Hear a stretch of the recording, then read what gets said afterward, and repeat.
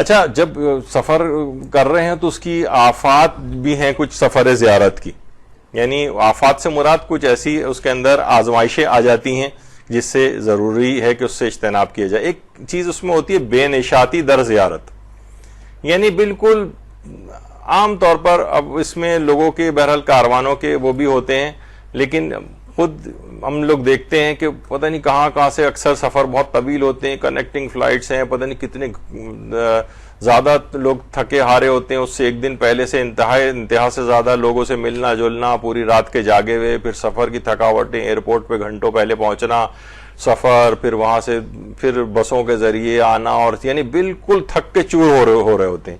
اسی وقت ان سے کہا جاتا ہے کہ آپ سامان رکھیں اور 2 گھنٹے کے اندر نیچے فوراً آ جائیں، ابھی زیارت کے لیے جانا ہے.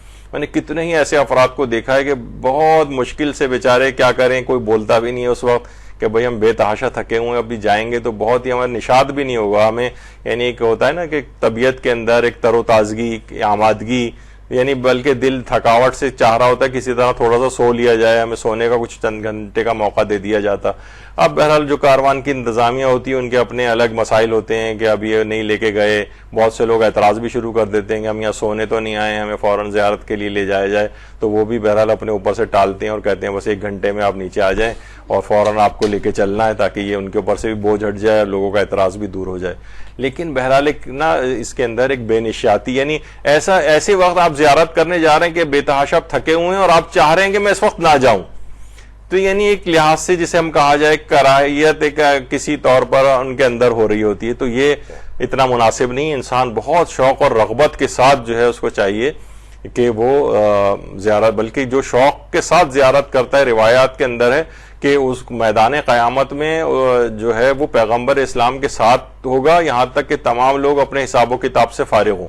یعنی جو اگر نشاط کے ساتھ جو زیارت کرے گا اس کا اجر و ثواب خیر بتایا گیا.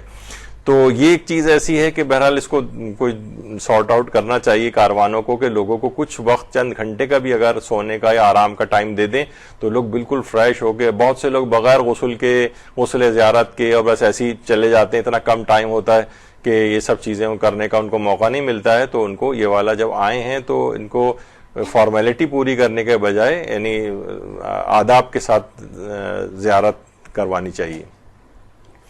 حرام کاموں سے اجتناب سفر میں یہ بہت ضروری ہے. خاص طور پر ہم دیکھتے ہیں کہ نمازیں لوگوں کی قضا ہو جاتی ہیں، تھکاوٹ ہو گئی، بڑے آرام سے کہہ دیتے ہیں نماز فجر نکل گئی ہماری. پیغمبر فرماتے ہیں کہ جو شخص کسی عذر کے بغیر نماز کو ترک کرے اس کے تمام اعمال رائگاں ہو جاتے ہیں. پھر فرمایا بندہ اور کفر کے درمیان نماز کو ترک کرنے کا ہی تو فاصلہ ہے، یعنی تمام اعمال رائگاں ہو جاتے ہیں جو بغیر عذر کے. یعنی یہ عذر شمار نہیں ہو رہا ہے کہ میں تھکا ہوا ہوں تو بس انڈرسٹوڈ ہے کہ میری نماز قضا ہو جائے گی. نہیں، ہر ممکن پوری کوشش کرنی چاہیے، لوگوں سے کہنا چاہیے، الارم لگانے چاہیے کہ آپ کو نماز کے لیے جو اٹھایا جائے، آپ کی نماز قضا نہ ہو جائے. تو یہ فضول بہانے جو ہیں یہ تلاش نہیں کرنے چاہیے اس سلسلے میں.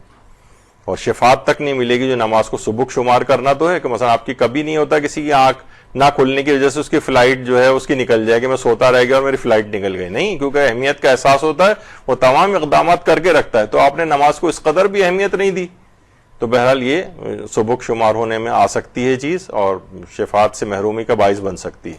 کوشش کریں کہ سفر میں گناہوں کا صدور یہ بالکل بھی نہ ہو.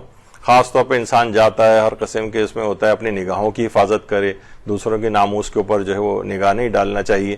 تو بہرحال روایات کے اندر بھی اس بات کی تاکید آئی ہے.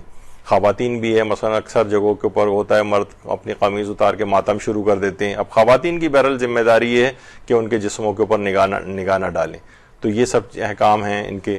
سفر زیارت میں بے حجابی سے حتی الامکان اجتناب کرنا چاہیے. بہت سی خواتین وہ دوپٹے والا جو انہوں نے لیا ہوتا ہے اور اس میں کبھی بال نظر آ رہے ہیں کبھی نہیں آ رہے، پھر آگے کر لیا دوپٹہ پھر پیچھے چلے گئے، یعنی اس طرح کا ایک کھیل حجاب کے ساتھ ہوتا ہے. اسی طریقے سے وہاں جا رہے ہیں تب بھی داڑھی مڈائی کی جو ہے فریضہ ادا کر رہے ہیں وہاں جا کر.